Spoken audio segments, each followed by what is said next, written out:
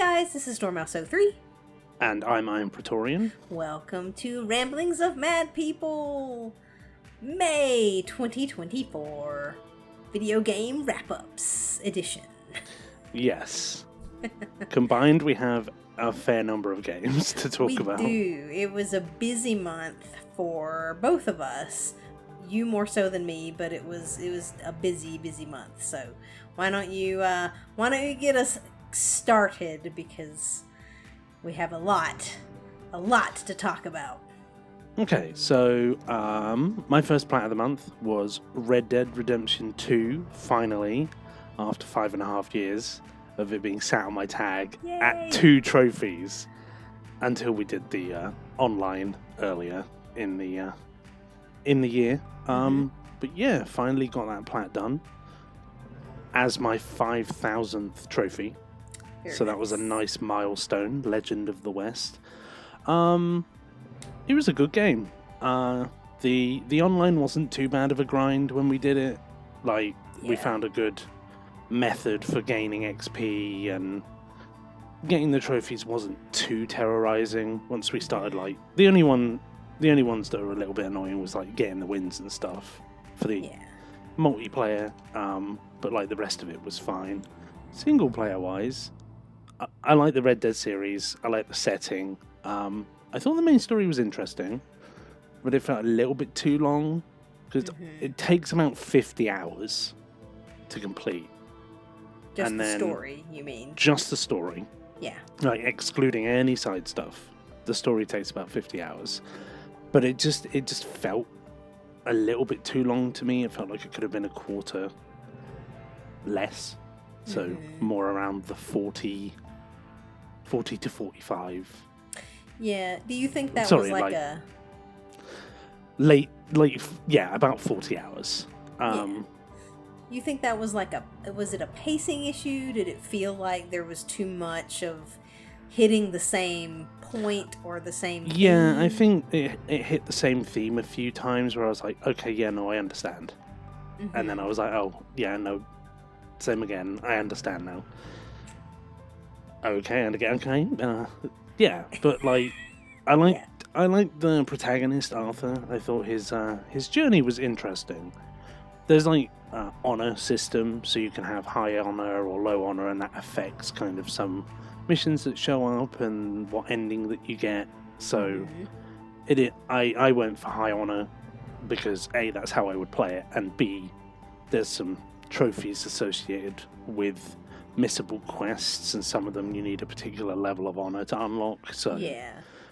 But no, I felt that was my Arthur's journey. Nice. That's cool. So there are different endings.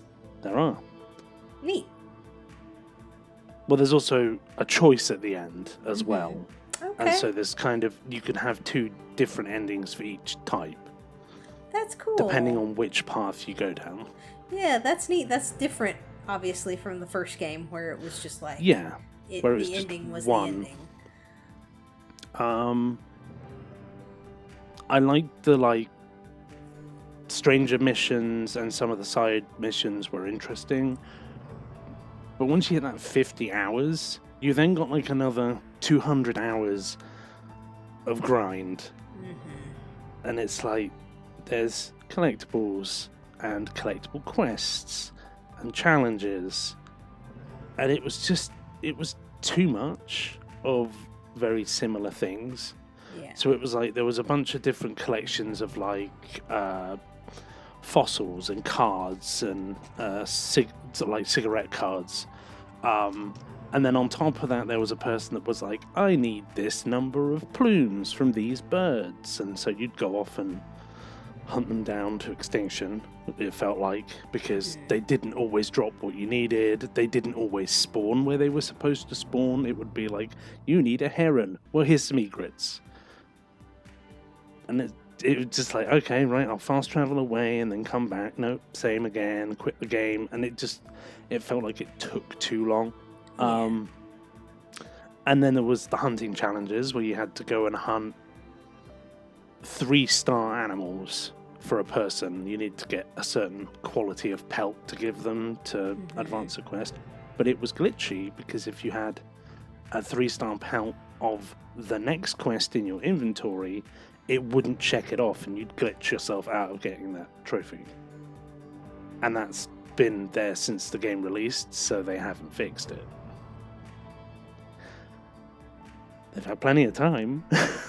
Yeah, that's frustrating. Gold medals were fine. There was like 117 you could get and you needed 70. And so there were a few instances where it did annoy me with some of the accuracy stuff, where you'd like go to shoot someone in the Deadeye mode and the boat you were traveling on would move and like the front of the boat would get in the way midway through and take some of your shots, and you're like, well, there goes my 85% accuracy.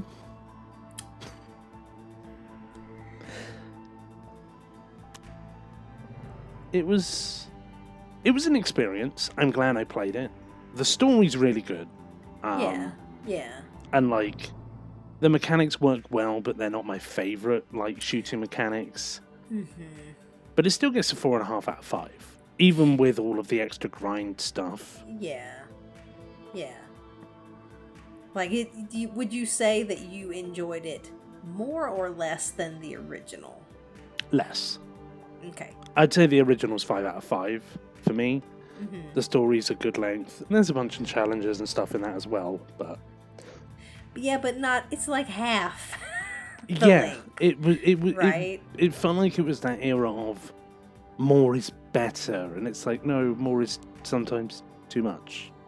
I feel like I'm focusing on the negative side of it, but it was like that grind is just so many hours doing the same thing over and over again, and some of it being luck based as to whether the creature you need will turn up. Yeah. Then there was another one for like shooting 18 bears while they're trying to eat your face, and it's like, yeah, it's like, why 18? Why 18? Yeah, I don't know if there's like a specific number associated with Rockstar or a movie reference or something, but it was just like, I don't know. But yeah, I mean, I understand what you're saying though, and this is a problem I think with completionism and with achievements and trophies and that sort of thing, is that when you think about the length of a game, and I mean, and this is not just with the trophies and whatnot, it's just because the trophies incentivize doing this, right? Yeah. But if the game has this number of hours, right, that exist in it, and it takes you, let's say, 250 hours to do all of those things, but only 40 of those hours you felt like were great, that's not a great percentage. No, it isn't. Of the time, right? Like, the story and whatever can be amazing, but then the overall experience of the game can get weighed down by, all of this other grindy stuff, I guess Red Dead is a little bit of a different case, because a lot of that stuff is like post-game stuff, but it doesn't necessarily even have to be, right? Like, you could have done a bunch those of the things stranger in missions the middle as well during the game. Yeah. And so it's not like the side stuff is, some of the side stuff's cut off because it only appears after the epilogue. Right. But you also had to get 100% as well. So you had to do like everything, to a certain level. Yeah. On top all of gold those medals things. and everything else. It was like, okay. Yeah, it's one of those things where it's like, I don't know. It sucks when it feels like you wish that you could just play through the game and do a few specific like challenge things within that, and then that be it, and not, the game again 4 times over just with extra grindy stuff to do, tasks. Yeah. So, yeah, it doesn't I really hear you add about anything to the experience for me. that. Yeah. But again, you still enjoyed like your time with it, and you're happy that you played it. Yep. Cool. Yeah, that one's coming up because obviously we did the multiplayer together. We did. So what was your? It's on my tag. What was your first one? Well, so my first completion of the month was Death Stranding. Oh, here we go. It's so funny because it's very similar experiences, right? Where it's like mine, there was not as much of an end game grind as yours was. Not nearly as much, I don't think. But it still was kind of that formula where you have the story and then all of the grindy stuff that you needed to do at the end to complete the trophies, right? So starting with the story, it was weird, but it was interesting. Like, I kind of got into the whole lore of this kind of, it was a very interesting version of a post-apocalyptic world, right? Where the convergence of the, like, spirits, I guess, people who have died, and the living got, the line between that got blurred, and there was the discovery of this kind of place that exists in between that, and these incursions of the dead people or entities into the land of the living, right? And that had these serious, like, apocalyptic consequences, you know. And you know, now humanity is sort of spread out in these little bunker-like societies, either on their own, kind of cut off from everybody, or in small groups. And the idea of it was the main character, your player character, Norman Reedus, Sam,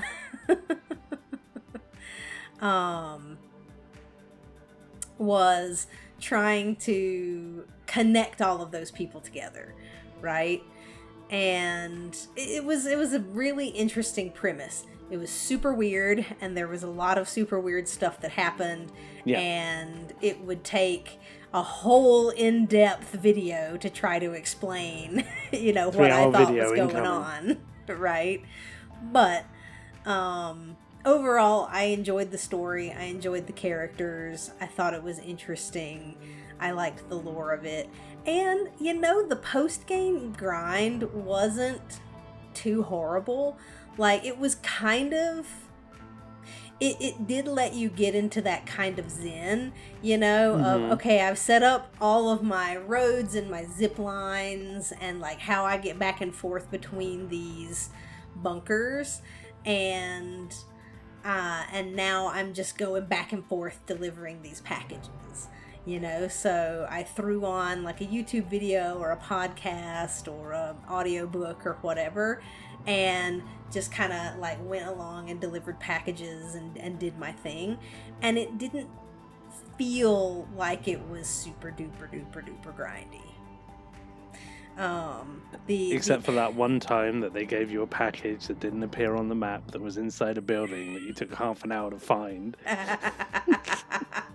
You know, where is this thing? I've looked everywhere.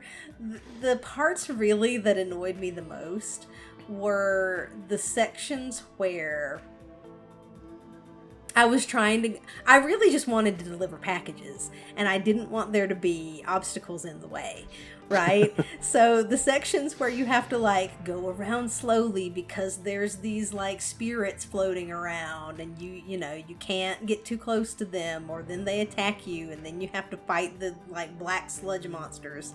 I'm like, I don't want to deal with that shit. I just want to take this package to this person and deliver it to them. So you set up, what you end up doing is, like, you set up zip lines and stuff to be able to avoid that. So if you can set things up in the exact, like, right locations, you won't trigger those entities. Right? So like if you fly over their heads on a zip line, they don't occur. Exactly. If you fly past them fast enough, it doesn't activate, right? And like even if it activates, you're out of there fast enough that it doesn't matter. Like they can't get you. So It just makes me think of like Dishonored or something where the guard's like, huh, what was that? Must have been nothing. Yep, exactly. So yeah, that one annoyed me the most, I guess, that part. The like camps of like scavenger raider people who would try to kill you and take your stuff. They were a little less annoying because you could get weapons and stuff to incapacitate them. Yeah, they were a little more frustrating in the beginning when you just didn't have the tools really to be able to deal with them very effectively, because the weapons that you did have, either they were lethal and then that caused problems, or they were non-lethal but they only stunned them for like 20-30 seconds and then they'd get back up. And so if there were too many of them, by the time you were about done dealing with the last ones, the first ones were already up again and coming after you, and it just like snowballed on itself. And then you ran out of ammo, and then you're like, ah! You know, so rage. Get off of me! I've had enough. So yeah. Give me my box back. Give me my packages. My packages. Yeah, knew it was coming. So yeah, I had a good time with it. It was an interesting world. It was weird. You wouldn't enjoy it. Nope. And you know, that's fine. It's very much one of those like weird Kojima. Yeah, I'm not a fan of experiences. Kojima stuff. Like, yeah. I'm happy that other people enjoy it. I have no interest in playing it. Yeah. And so, you know, it's just weird, and then it's like, and here's all my buddies that I've cast in this game. And we're gonna make you really sure that you know who they are, because we're gonna put their name by the character every time you see them. Of course. It's not quite that bad, but yeah. But it feels like it. But yeah, it was an experience. So I finished that off. It was the majority of April was playing that game. That's why I didn't have very many games last month. And a good portion of April was Red Dead for me as well at the end. Yeah. And then I finished Death Stranding very early in May, which is why I was able to play some more things after that. But that was the, I guess, big one, the biggest in terms of length for me. Well, next for me is one that we played together, which was We Were Here, The Friendship. Mm-hmm. Well, We Were Here Expeditions, The Friendship on PS5. Yep. Which we almost inadvertently auto-popped somehow, even though you deleted the save, it had kept its own copy. It did, like... And so we loaded it up, and then it was like, wait, why are trophies popping? Oh god, no. Abort. And I was like, it's too late. Like, it will unlock however many it unlocks, and we've got to hope. I know, I was like dashboarding, trying to close the thing, and it's as though that was going to help. Yeah, it's like, no. You've communicated with the server now. It's too late. But it unlocked like some of the third challenges trophies, and one of the ending ones. But we still had to go back through the other three and get the like gold in everything. Yeah. So we still had to play the whole thing. I would say it was a better experience this time because we knew what we were doing, and we also were like, oh, okay, this makes sense now. Like in the second challenge where there's a spotlight looking on my map where you're looking at, and the other way around. Yeah, things that we figured out toward the end of when we played it the first time. And also realizing that we could go over the score and it would still be fine. Yeah. But that last challenge was still annoying with the invisible pirate ship chasing you around a wiggly path. Yeah. But other than that, fun. Yeah, and it was like we did it the opposite way around this time, where Yeah. You were the one who was doing the actual, jumping and going through the sections, and I was the one directing you. And it definitely, my inability to distinguish left from right really almost bit us in the arse. Oh my gosh!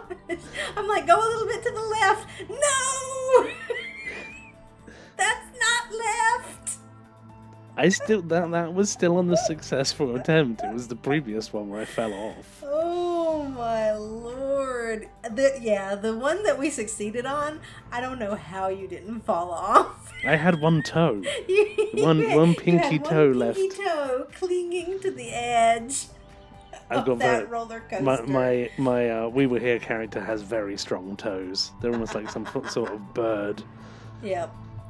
So yeah, it was fun. It was fun to play again, and it was fun with like no pressure, right? Yeah. Because when we did it before at Christmas time, it was the last one for my 12 days challenge, and so there was that little bit of pressure of like, we need to finish it today.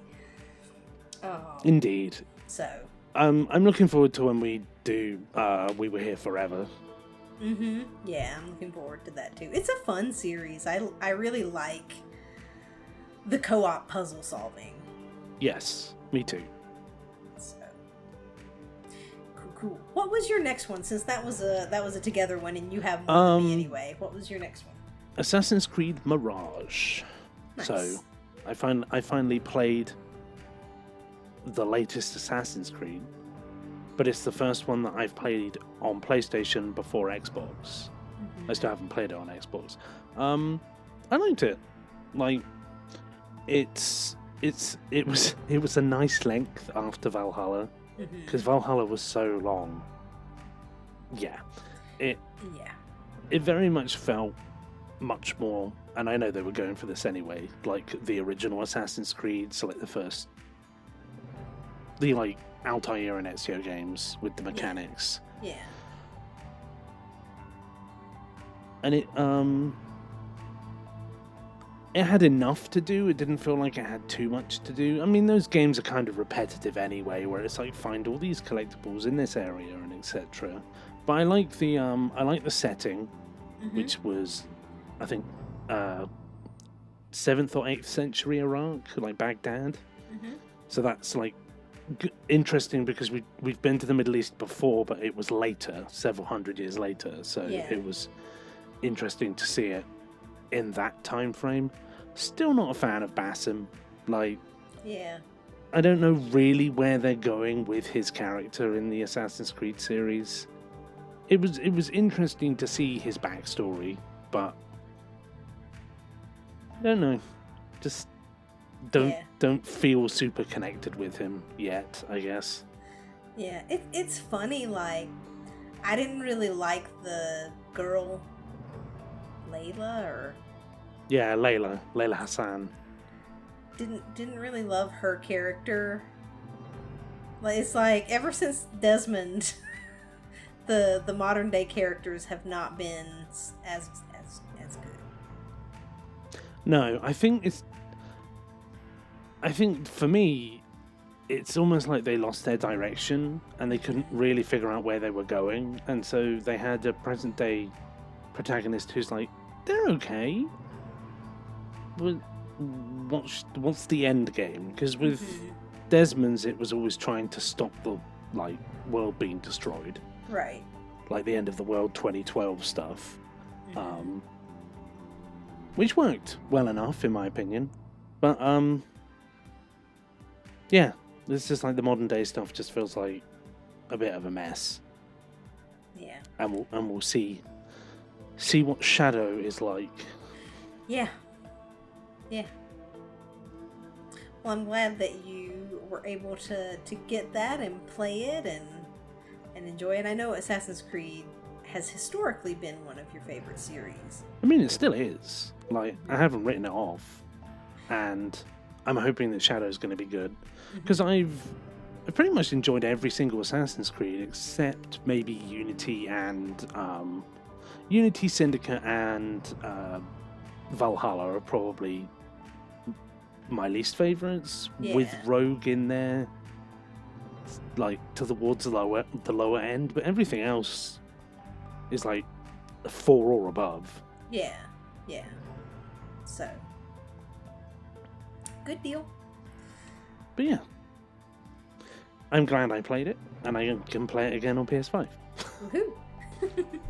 That is one of the really nice things about PlayStation, is having the separate trophy lists for PS4, PS5, so you can double up on them. You know, it's like having 2 games to play, right? Yeah, even though it's the same one. game again, it's like a lot of times we play the same game again anyway, right? It's like we'll play a game and then we'll play it again on PlayStation. Well, I mean, how many times Xbox. have I done The Witcher 3? Right, yeah. 4 times.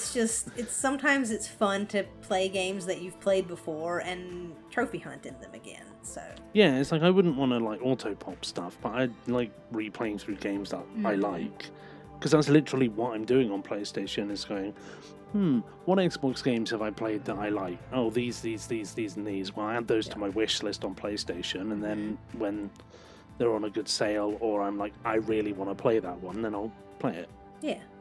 Yeah, because it's like, yes, you can just go back and replay the copy that you have on Xbox, but it's fun getting the trophies or achievements again, you know? Yeah, it's like one of the main reasons we play video games. Yeah, and Funnily so enough. like, you know, as long as that trophy hunt isn't overly frustrating, right? Because there are some where it's like, you get done with them and you're like, I do not want to do this again. If I play this game again, I will just play the campaign on the profile that I've already unlocked everything. Yeah. So, yeah. Cool.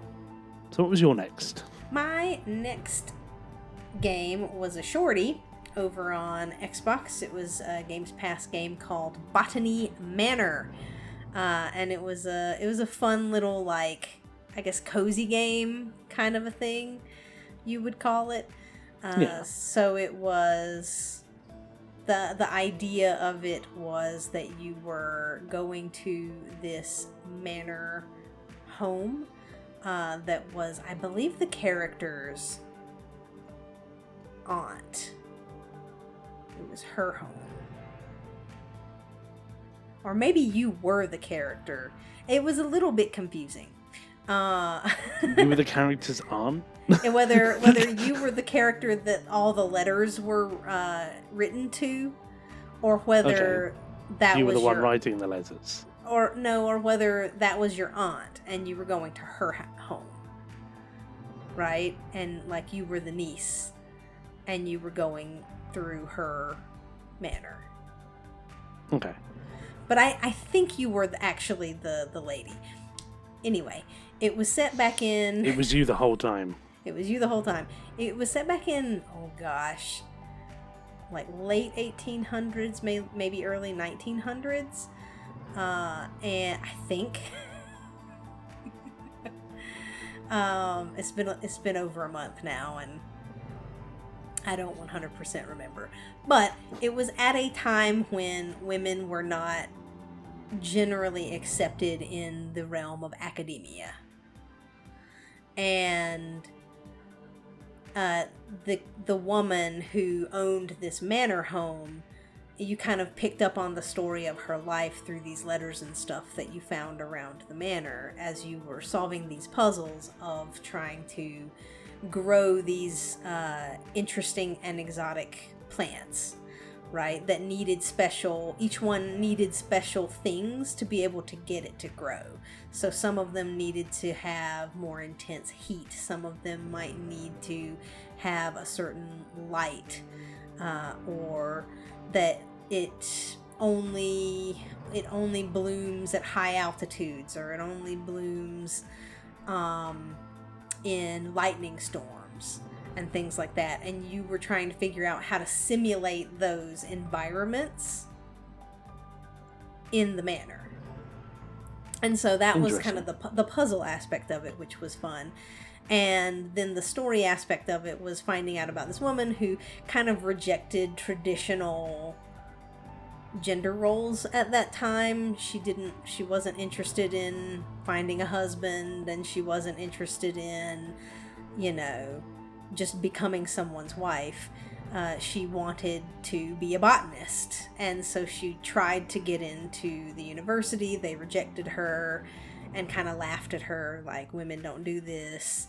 And it was very A kind woman do science? Preposterous. of era appropriate or whatnot. And Yeah. so it was her trying to find her place within that world, right? And her idea was that, you know, if I can figure out how to grow some of these plants that are really hard to grow, then I can maybe publish a book about that. And so that's what it was about. And it was fun. It was very brief. It was very like simple, kind of stylized art style. It was definitely indie. There were a couple of things where the graphics like glitched a little. So like Yeah. things clipping through each other and that sort of thing. But not too bad. And it didn't detract from the game at all. There was no It wasn't like it was like crippling. No, it was only aesthetic, really. Like I said, like something, one of the graphics would be like clipping through the wall or something like that. But it didn't impact the gameplay or solving the puzzles or anything like that. Nothing game breaking. So it was fun. It was nice. It was chill, and it was like a 6 or 8 hour game after Death Stranding. So that was very nice.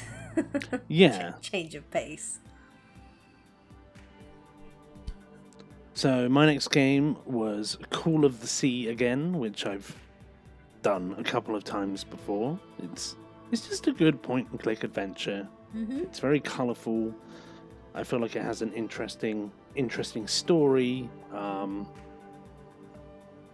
Yeah, I don't really have too much more to say about it because I feel like I've talked about it before. Yeah, well, and it was one of the ones that I did last Christmas for my That as well. 12 games, and so there's a whole video about it if folks are interested in seeing what that one is Plug. plug my other video. Shamelessly plugging my own content on my own channel. Wait. Isn't that I'm what we're allowed to do supposed that. to It's do? my channel. Yeah. Isn't that what we're supposed to do? So you should watch this other video of mine too. So, but yeah, I'm glad that you enjoyed Call of the Sea. It's an interesting one. It's definitely It is, yeah. got a different kind of story. And then my next one, as that one was just kind of like a quick, I did this thing, done it before, was Figment. Mm-hmm. That one's a little interesting, like, action-adventure game. It's got a very peculiar and particular art style. Mm-hmm. It's kind of like areas of the brain. It's about like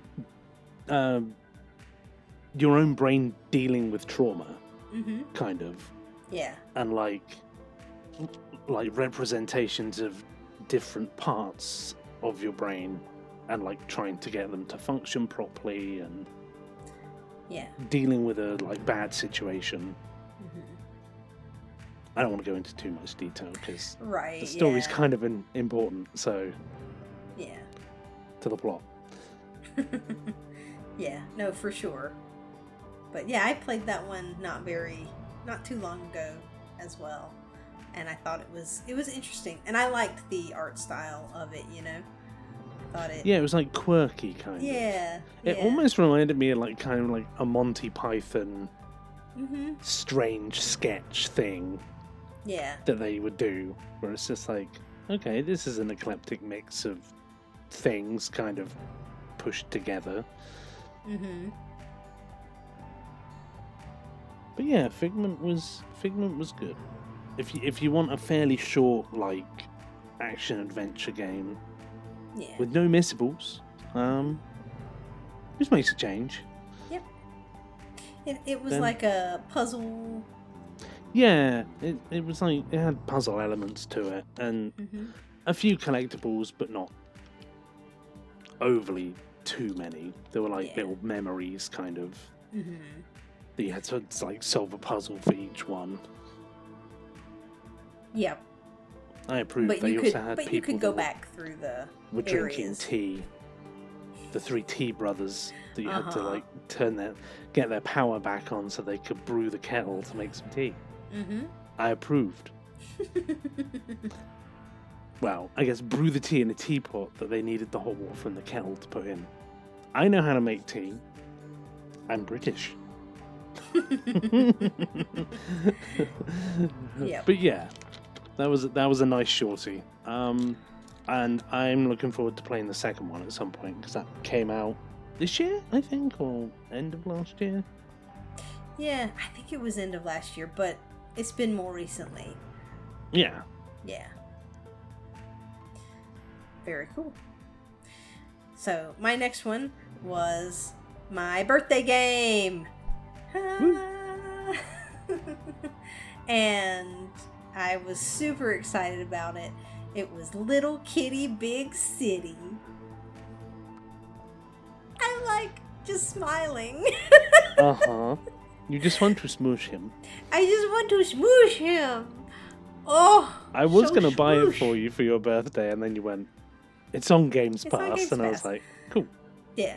If there's like a physical edition of it, I'll definitely buy it. And if it goes off Games Pass, I'll definitely buy it. I mean, I might buy it anyway at some point. Yeah, I mean, I've It's added just- it to my wish list. So. It's so cute.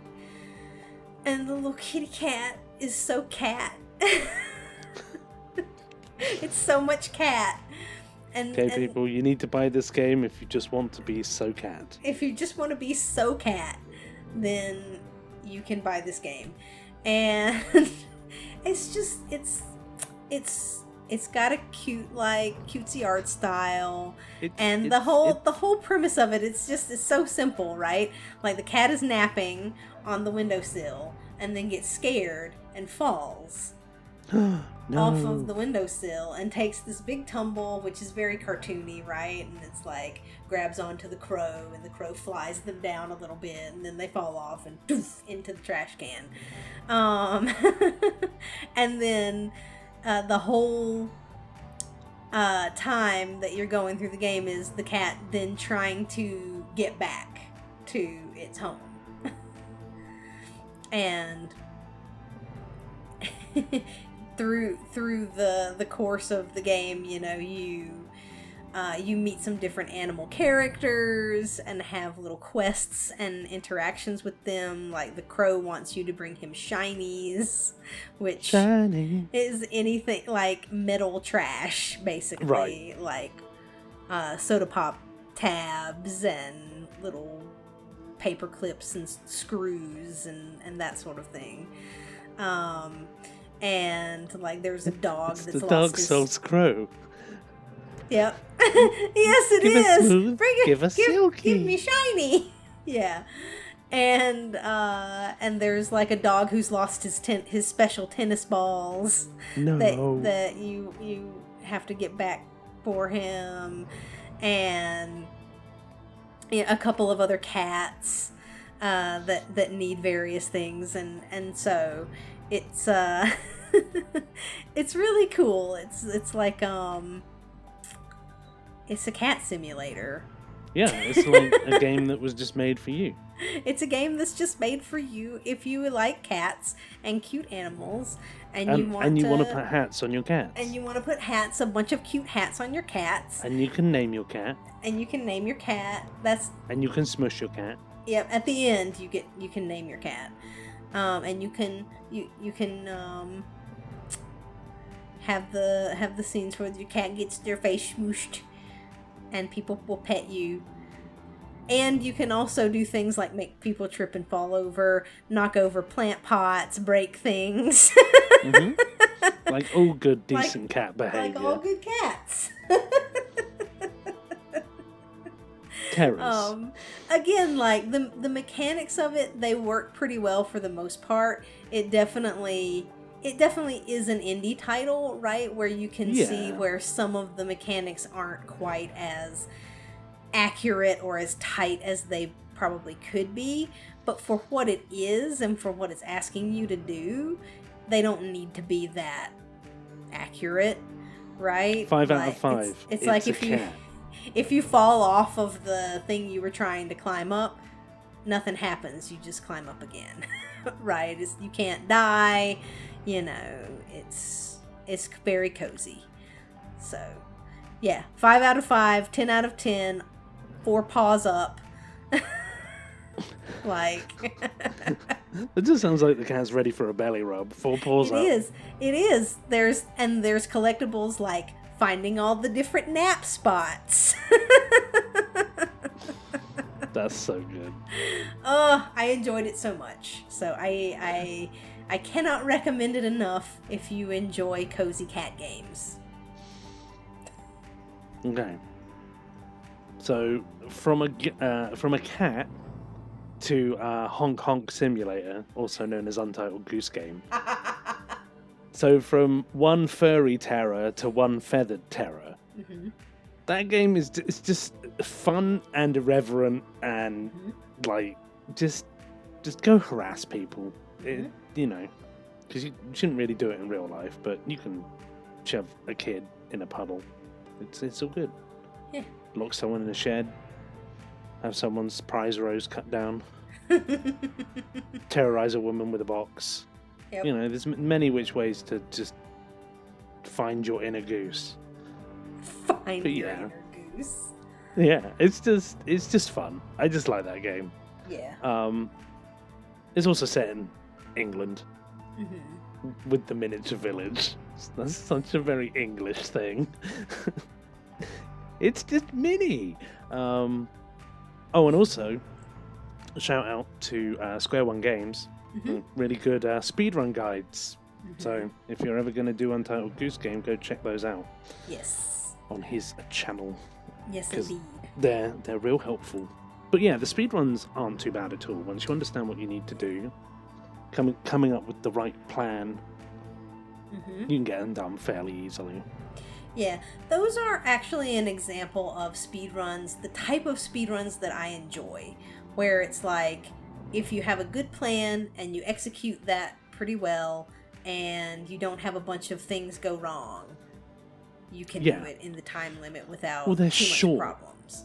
Yeah, yeah. Like, shorter speedruns for me are better because there's less chance of things going wrong. Mm-hmm. It's like, if people want to do speedruns, that's great, but when you make them part of your game and it's like, well, you got to do this in less than 3 hours, like the Halo Legendary ones. Mm-hmm.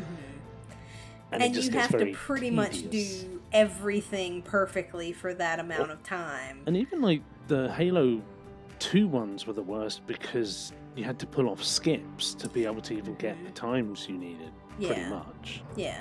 Like when you have to perform, like you said, skips or glitches or, you know, those kinds of things to be able to get the time that you need, it's a little. I feel like that's a little too punishing, you know? Yeah. And this one was also good because it gave you an in-game timer. Mhm. So once you restarted, it was, if you hear the church bell ring, that's the 7 minutes that Yeah. you have to complete your tasks. Yeah. So you knew you'd failed, rather than like, did I fail? Have I got there yet? It was nice to have that audio cue. Yeah, nice. Cool. So, continuing along the animal theme, the next game that I played was Stray. So, I didn't have enough cats in my life after Little Kitty Big City. I decided to play Stray, which I had gotten as a Christmas present this past year. And so it felt like the right time to pull that out and pull my PS5 back out and play Stray with the kitten, and a very different game from Little Kitty Big City, but some similar mechanics. And Does it have nap spots? it does have nap spots. Yes, That's it does. so good. Yes, it does indeed. But But Stray, you're kind of adventuring through another like sort of post-apocalyptic world kind of thing, and you are interacting with these robots. I don't know why, I just thought of Little Kitty Big City meets Death Stranding. I mean, no, but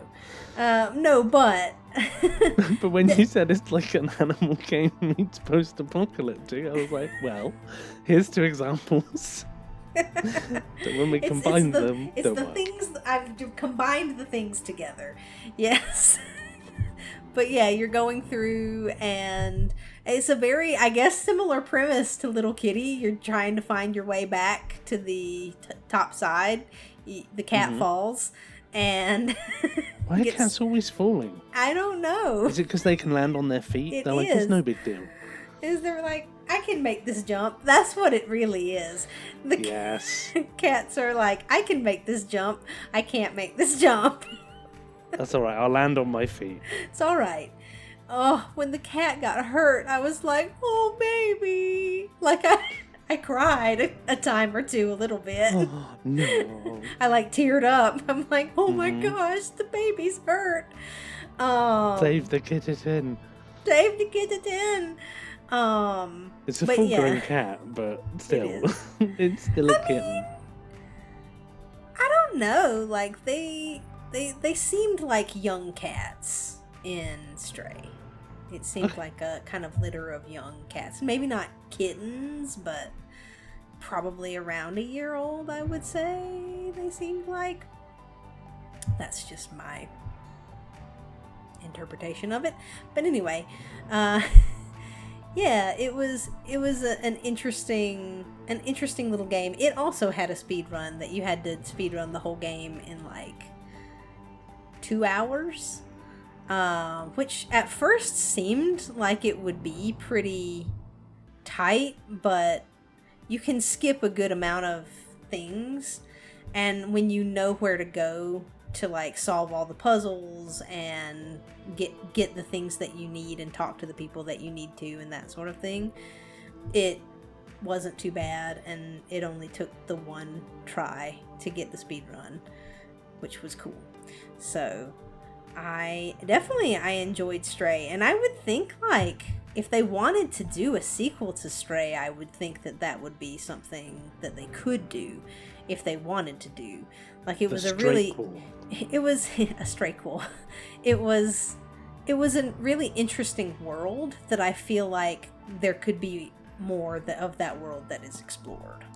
Maybe they could do it with a dog next time. Maybe, but it would be worse. In your opinion? In my opinion. No, I mean, like, it's fine.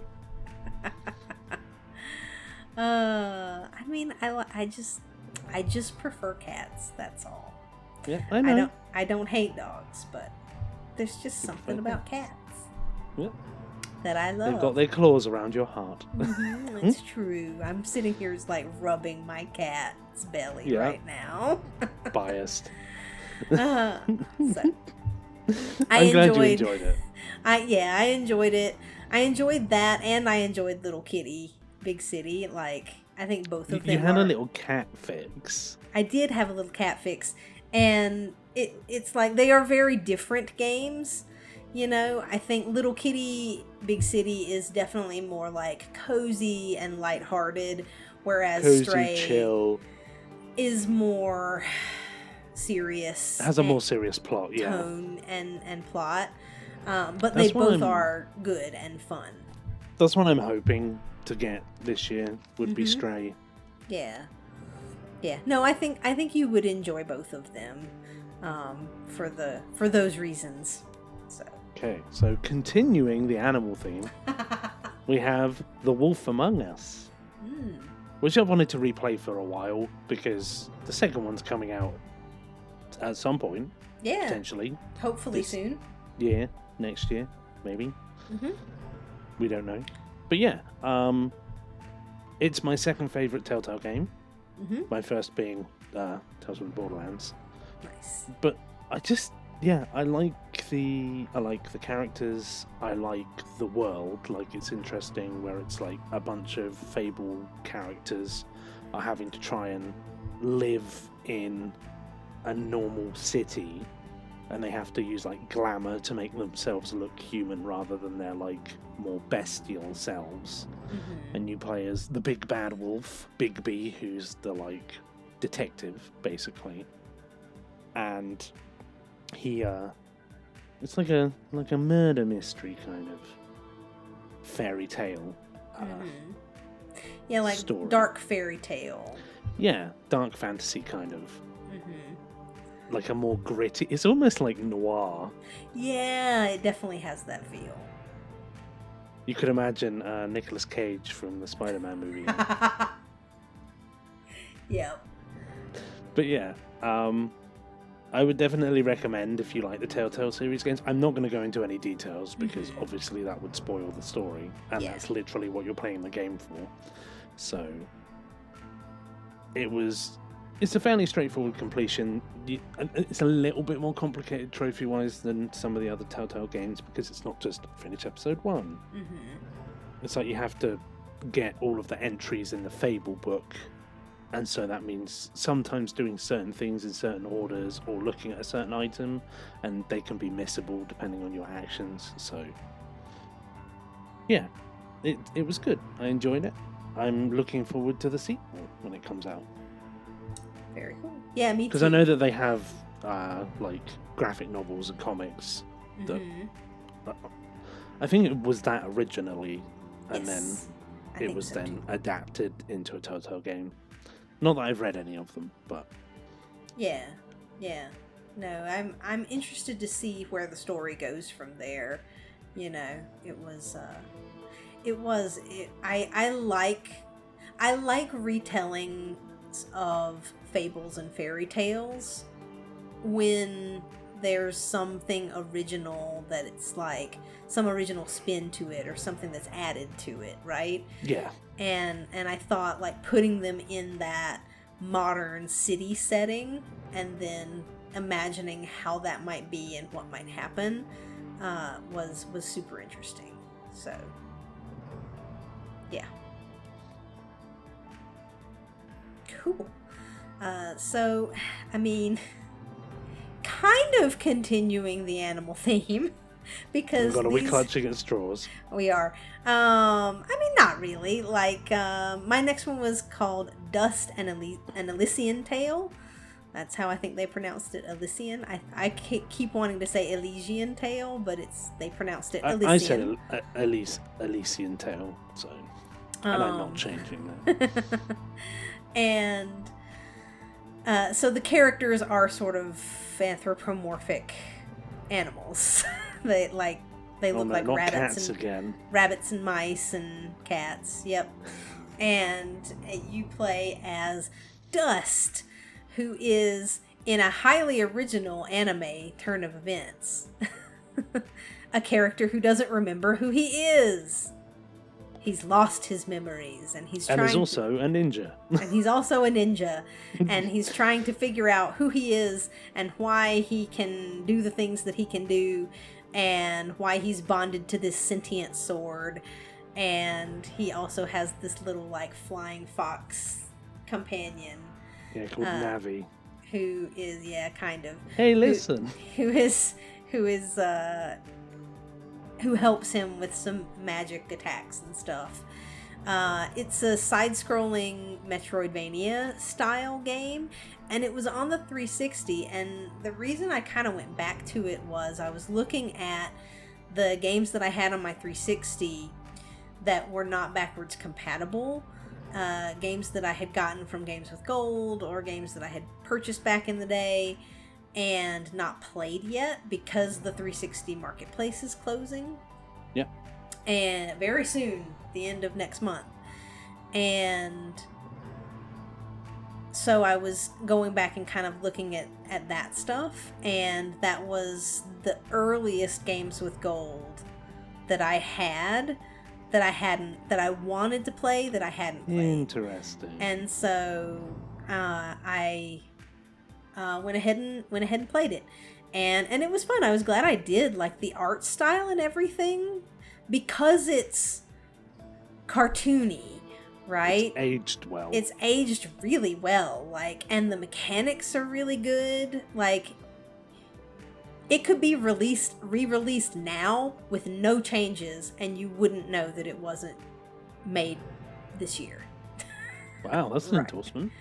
Right? Like, because there are some games that are like that, right? Like, because they stand the test of time, because they were good when they released. Exactly, because the mechanics work really well when they were released, and it's simple mechanics too, right? Like, you're not doing a whole bunch of different things, right? You're jumping and attacking and doing a couple of different kinds of attack moves, and you have a few different types of magic that you can do. And then, like all sort of Metroidvania kind of games, you unlock different abilities that let you go on different paths that you couldn't get to before. Like, you can climb up certain stuff, or you can double jump, or you can, like, ride the wind or whatever, right? So, like, you can go back to areas that you went to before and go to new parts of those areas and collect different like power-ups and level ups and secrets and things like that. So yeah, it was fun. Like, I think that it was a really well done example of that genre, and again, like, because it had those hand-drawn, I think they were actually like hand-drawn oh wow animation, I want to say, or if it wasn't, it has that style. It has that style, yeah. Right? Because stylus of that. drawn. Yeah, stylus drawn maybe. But because it has that animation style, the graphics don't look any worse now than they did back when it came out 15 years ago, probably. Right? And so yeah, it was good, and the story was interesting, the characters were interesting. You find out as you go along kind of who this character is and why they exist, and it was a little different than what I thought it was going to be or what I expected it to be. So it was a nice twist that it both felt like it built up to that, but it also surprised me a little with how it happened and how it was implemented. So it was well done in terms of storytelling, I thought. So definitely endorse that one, if you don't have very much time to get that game, because the 360 stores are shutting down the end of July. But I think it's only like $15 or something. So yeah, it's like £10. Yeah. What date did you finish that one? Do you know? I finished it on May 20th. I finished that game on the 13th of May, 2014, so a decade ago. Wow. That's when it was Games with Gold. Yep. I played it, like, pretty soon afterwards. Yep. Isn't that crazy? That is crazy. That's like almost a decade of... Yeah, 10 almost years exactly 10 years. apart that we were playing. Yeah. And that's how long it's been sitting on my tag, too, because... Well, not on my tag. It's been sitting in my backlog for 10 years because it was Games with Gold and I didn't play it right at that time. I had other things that I was doing, and then it's just sat there. But I'm glad I went back to it. It was a fun little game. And again, like, I don't know. I think they might have released it on Switch more recently. Interesting. But I don't know if it released on PlayStation. And so if you don't have a Switch console, you might only be able to get it from the 360 store. I don't know that for sure, but I would say if you're interested in it, you should pick it up. No, it looks like it's on PlayStation 4. Oh, it's on PS4. Good. Yeah. Then, don't worry. If you're interested in it on 360, you should pick it up, because you won't be able to soon. but you would be able to get it on the other consoles that it kind of re-released that's odd for. that it's a PS4 game and not a PS3 game. I mean, I think they did that with a lot of games from the 360 era, right? Is they released on one of the consoles, and then when they re-released them, they re-released them on the others. Like, I don't know why. I don't know why that is. No, but it's odd sometimes. yeah. So, I had fun with Dust. My next two games, I'm gonna bundle in together, were Sherlock Holmes: Crimes and Punishment and Sherlock Holmes: The Devil's Daughter. Nice. If you like point and click Sherlock Holmes, like crime-based games, they're decent. Like, you search for a bunch of clues, you try and figure out who the murderer or the guilty party is, and you can make lots of different assumptions depending on what clues you have as to, like, oh, it could have been this person, or it could have been this person and this person. Dun, dun, dun. Double killers. But it's it's a fun point and click game. I will say Devil's Daughter sadly isn't quite as good for me as Crimes and Punishment, because it has more annoying trophies. There's one where you have to win a game of bowls, which is just stupid, because like you'll do really well for the first two games, and then somehow the AI is amazing in the third one and gets like 5 points, and then you have to reload the save and try again. And there was also a section where you have to like run through the woods while being shot at by someone, and it was just irritating sections that didn't really feel like they added anything to the game. And it's like, why do I have to win a game of bowls for? Right. While actually having to play the game of bowls and not just skip the game and then the game goes, yay, you won, well done. Because you could skip a bunch of interactions in those games. Yeah. Like, oh, just skip this bit and this bit and this bit. But it was just irritating to have to, like, it almost felt like RNG sometimes, as to like, you know how to play the game, but the AI was so erratic. Sometimes they'd be like amazing, and then other times they're like, what are you doing? Yeah. And here is another thing that I will say about trophies like that, where it's like you have to win the game of bowls. It's a lot more frustrating if you have to do what you said you have to do. I have to reload the save now to be able to go back and win the game, rather than just if it's a mini game in the thing that you can just try again immediately. Yeah. Right?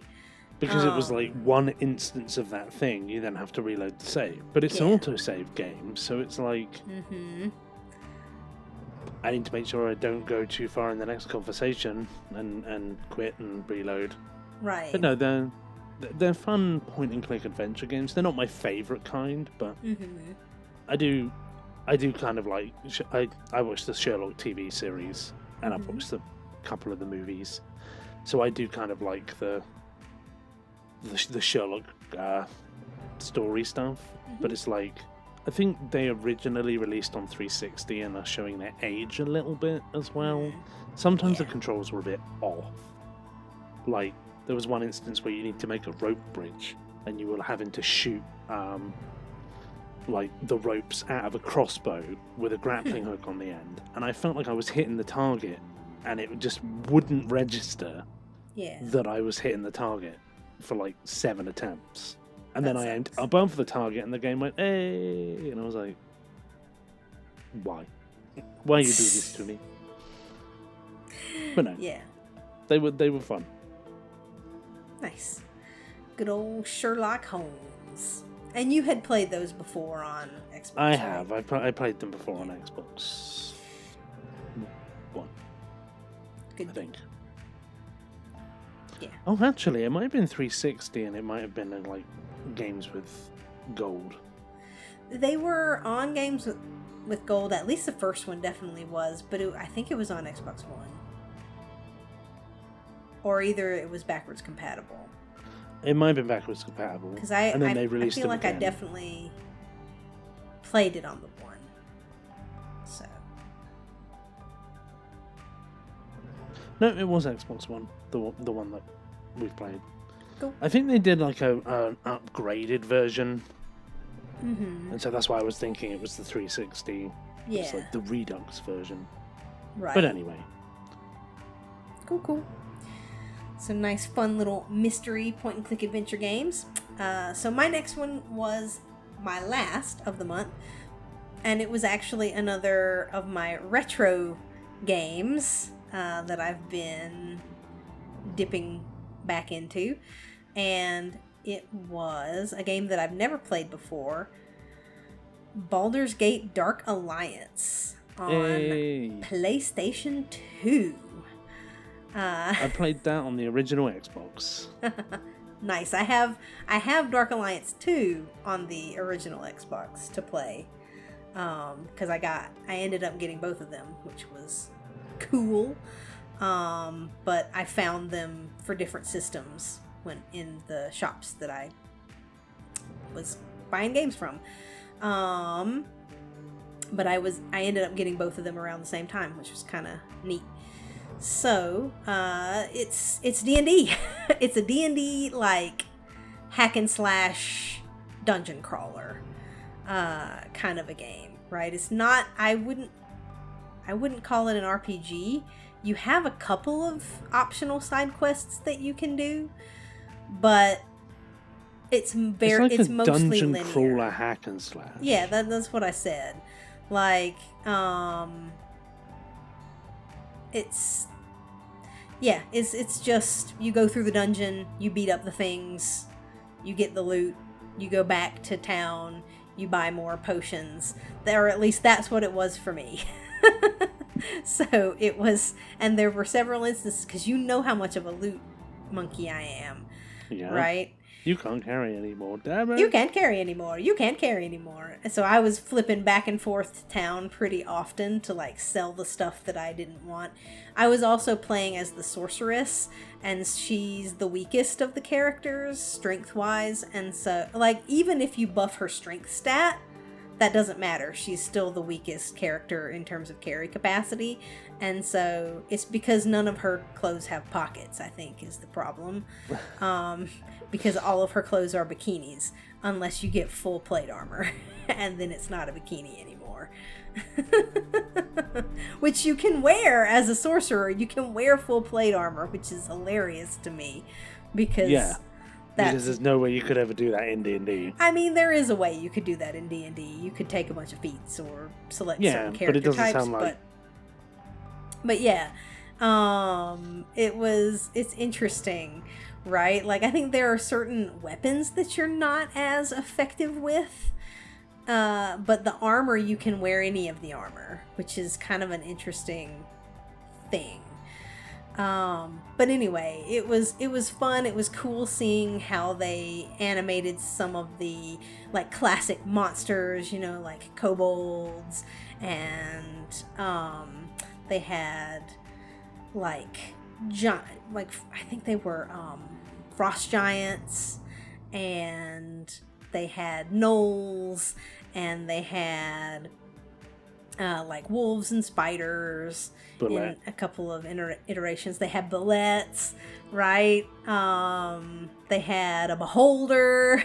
They had like zombies and stuff. And zombies, zombies and skeletons and things. Swamp of Chilimber. I think that's one of the only names I remember. Yeah, with the lizard folk.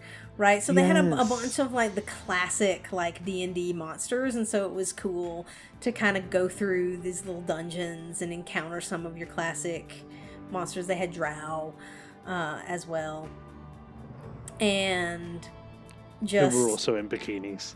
There was one that was in a bikini. Oh my goodness, yeah. The over sexualization was rampant in that era. Yep. They're doing a little better with that these days, but back then, oh boy, it was blatant. But it was honestly, it was a like fun that little Dungeon Siege 3 with the like, that's a more modern era game, but the over sexualization was still in there. Yeah, like I mean, it's still in modern games, right? Like it just is a thing. And either it wasn't very distracting in this one, I will say. Like, there were a couple of those moments where I'm trying to put armor on my character and she's always just wearing a bikini.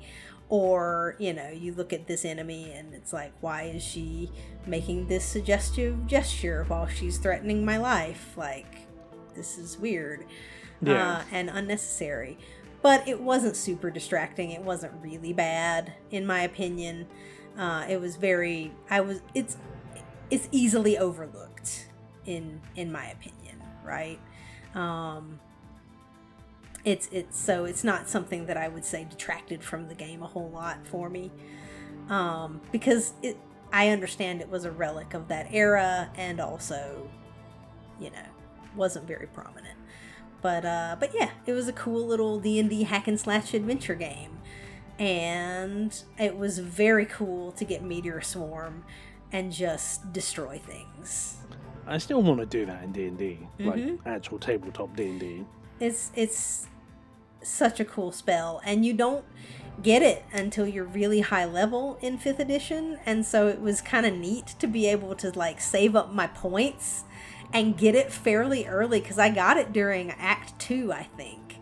Nice. And so I was just able to just like Meteor Swarm, destroy. It was my go-to like AoE spell, and then I had Lightning Bolt as my go-to single target spell. Fireball. But the main thing that I was buying toward the end of the game was just mana potions because I was forever running out of magic. And it regenerated so slowly, even when I had put points into the like upgrades for it or whatever. So yeah, it was a good time. It's not something where it's like, you should run out and buy a PS2 so that you can play it. But actually, I think you can play it on like PS4. They have a port. Yeah, I was literally just looking at that on TT. Yeah, and they say it's an action RPG. Yeah, I don't think it's a role playing. I mean, I guess you get a class, and that's different. So it's like got some role playing elements to it. That might be why they've like pushed it into the action RPG. Yeah, it's action RPG woolly mess. I mean, it's no more of an RPG than like Tomb Raider, where you have a skill tree, Yeah. But anyway, I don't know. It's very linear in terms of like the story and whatever. Like I said, there's a couple of side quests and whatnot, but it's a mostly linear, like hack and slash story, kind of a deal. And I enjoyed it. So, woot. And that was my last one for me. Yeah, so my next to last game is The Order 1886. Nice. Which was a launch title for the PS4. So it was on sale and I snaffled it up and played it. Nice. Yeah, I liked it. I like the lore and the story. It's like kind of vampire werewolf hunters in Victorian London. But it's got some supernatural elements to it, and they're like the Knights of the Round Table, kind of, but with guns. Neat. Yeah, it's an interesting take on kind of cobbling together some different like mythological aspects and putting it in like a gothic setting, kind of. I thought the gameplay was good. It had too many collectibles, but that's so many games. I'm playing Wolfenstein: The New Order like just before we recorded this, well, earlier in the day, and I'm like, why does this game need so many collectibles?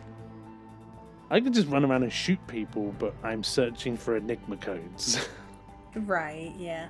It's when they don't add anything is when they're just sort of glaringly bad, Yeah. Because it was like that with Doom Eternal, where it was like I felt like I was spending more time looking for the collectibles than enjoying the game.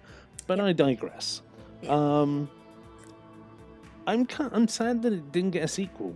Like the way it ended, teed it up perfectly for a sequel, but no. Yeah, I guess it just wasn't popular enough.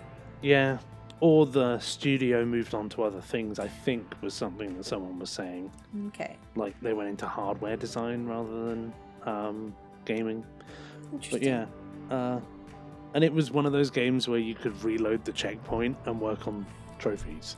So you'd be like, okay, I've got 50 kills with the heavy gun, right, now reload the checkpoint, do the same with another one. Which was nice. I like those ones. I like it when you can do that. Where the game has a memory of what you've done rather than, you did this thing, but you died, so it didn't count. And it's like, Right. so do I have 50 kills, or 30 kills, or 3 kills? Are my stats real? Are my stats real? I mean, sometimes you don't know. Sometimes there's nowhere to access that data, and it's frustrating. Yeah. No, I totally understand what you're saying. That is nice. It's a nice, like, feature of certain games that you can use to be able to, like, grind out some of those trophies without having to, I don't know, feel like you're replaying sections that you don't want to be, or it's taking longer than it needs to, you know? And I find sometimes with like not being able to track, it makes me more nervous that none of them are tracking. Yeah. So I remember doing True Son of the Emperor in the first Space Marine game. You had to get 40,000 enemy kills, but I had no idea how many I had. Yep. So I was just counting off like, okay, I killed 20 here. So 20. And then... But obviously I'd played through the entire campaign before. So I was like, well, I have some. I think it turned out I had like a couple of thousand or something. Or like maybe like 5. It was a long time ago.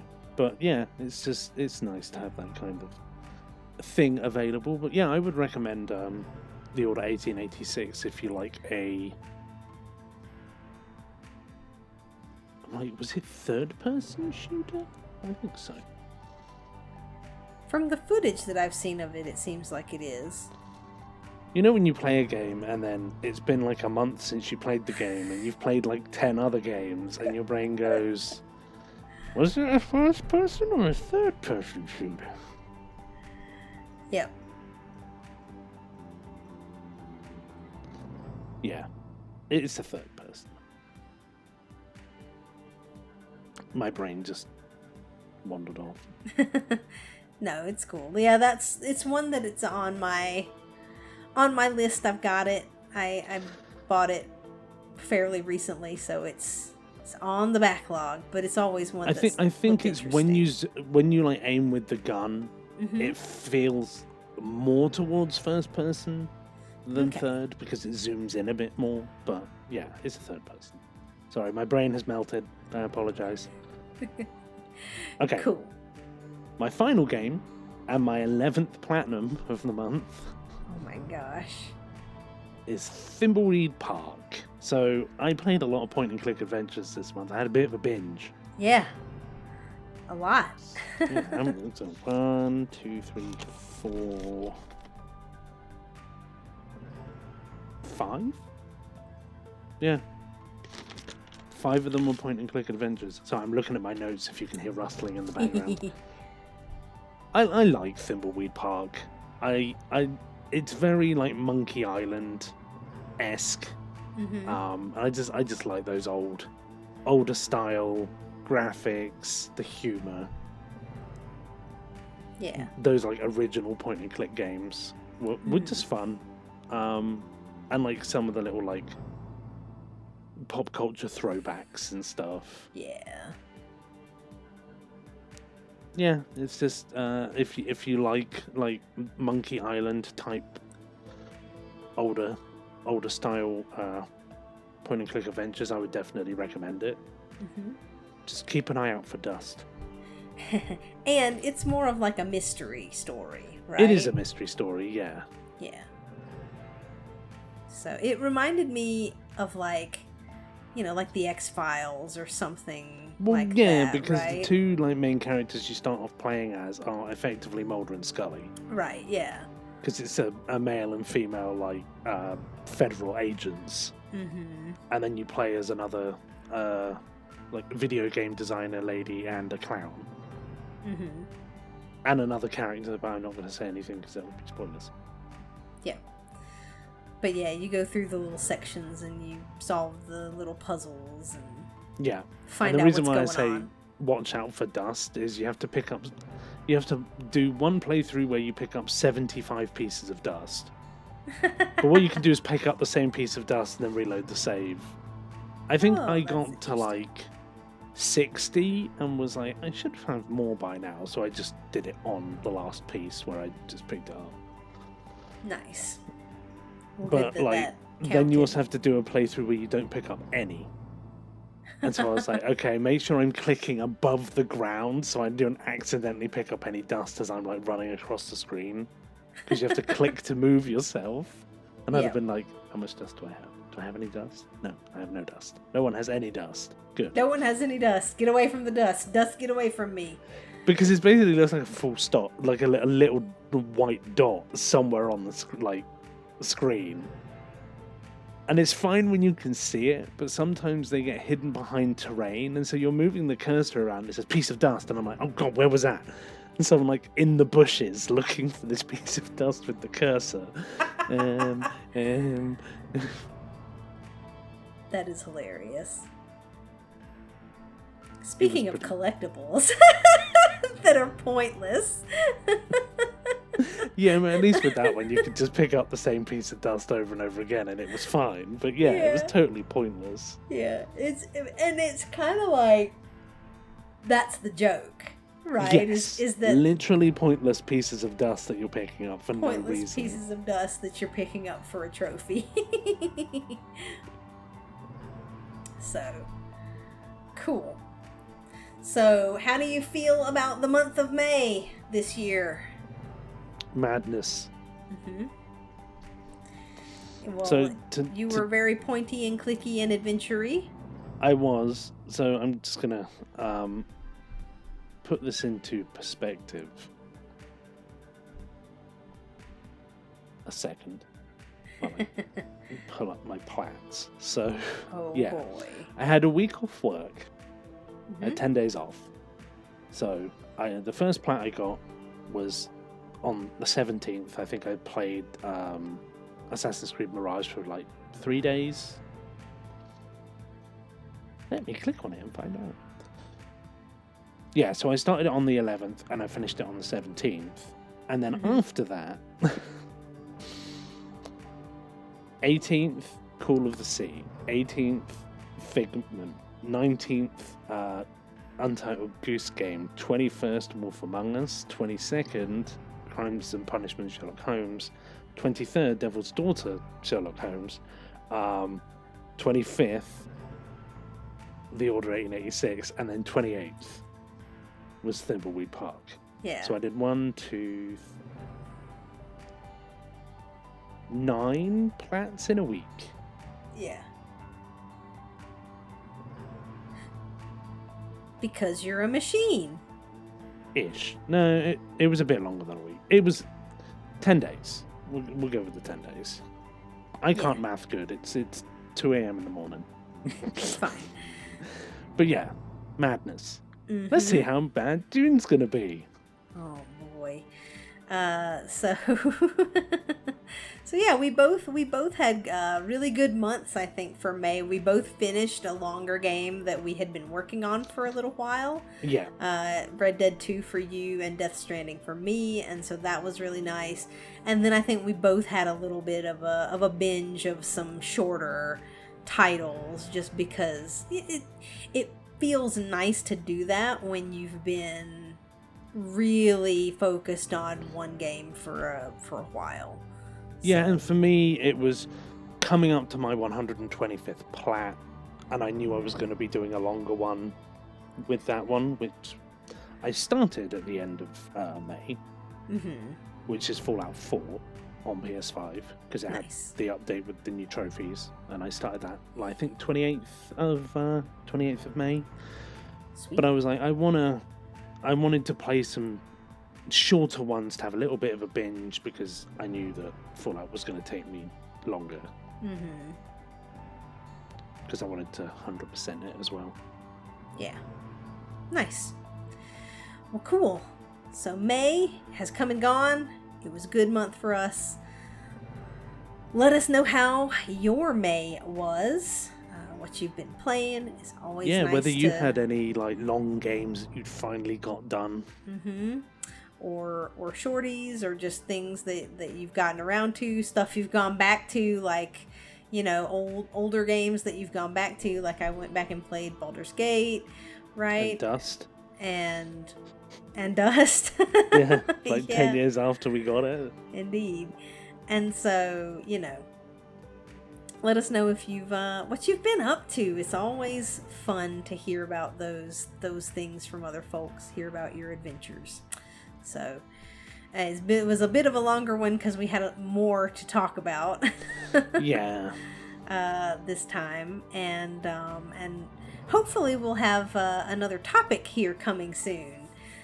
Because I do enjoy talking to you about, you know, some more, like, digging into some more of the, like, gaming topics. I think that's fun. Like, hopefully we can find some time to do another one of those this month.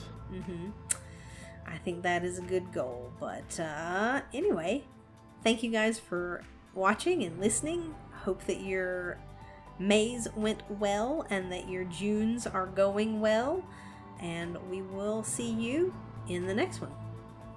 Bye-bye.